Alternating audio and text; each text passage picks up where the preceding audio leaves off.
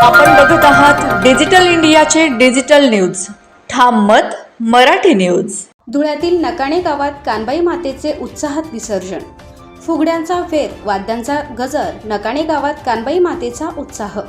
कानबाई मातेच्या विसर्जन मिरवणुकीने नकाणे दुमदुमले.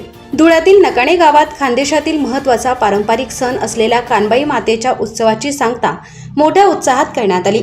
अनेक वर्षांची परंपरा जपत गावातील कानबाई भक्तांनी एकत्र येत पारंपरिक वाद्यांच्या तालावर कानबाई मातेची भव्य विसर्जन मिरवणूक काढली. अवघ्या 1.5 दिवसाच्या या उत्सवाला खानदेशात विशेष महत्त्व असून कुटुंबातील सर्व मंडळी या सोहळ्यासाठी एकत्र येतात. यंदाही नकाणे गावात कानबाई मातेचा उत्सव आनंदी आणि भक्तिमय वातावरणात पार पडला.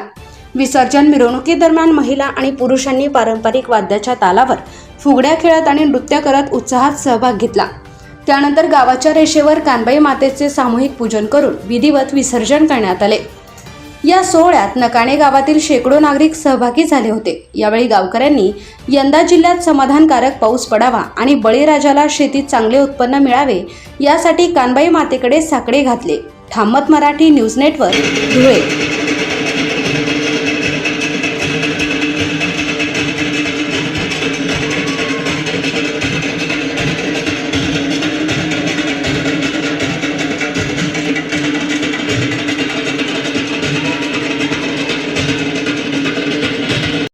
खानदेश कुलस्वामिनी आई कानबाई माता उत्सव आमच्या नकाणे उपनगरात अतिशय उत्साहपूर्ण वातावरणात साजरा केला जातो. गेल्या 16 तारखेपासून हा शनिवार, रविवार आणि सोमवार असं 3 दिवस चालणारा हा उत्सव अतिशय जुन्या गोविंदाने आणि एकोप्याने हा आमच्या नकाणे गावात साजरा केला जातो आहे.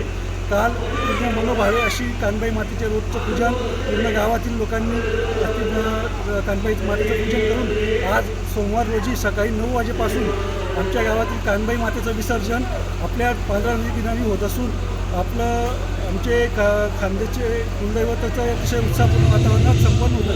तसेच आपल्या धुळे ग्रामीणचे आमचे पाटीदार आमदार बाबासाहेब पुनाजी पाटील यांनीही आमच्या सोहळ्याला शुभेच्छा दिल्या असून आपले पालकमंत्री जयकुमार भाऊ रावळ, आपले धुळे शहराचे आमदार अनुभाई अग्रवाल तसेच आमचे भारतीय जनता पार्टीचे गजेंद्रसिंह आंबेडकर यांनीही आमच्या या कार्यक्रमाला शुभेच्छा दिल्या आहेत आणि हा आमचा कार्यक्रम उत्साहपूर्ण वातावरणात संपन्न होत आहे. आपण बघत आहात डिजिटल इंडियाचे डिजिटल न्यूज. ठाम मत मराठी न्यूज.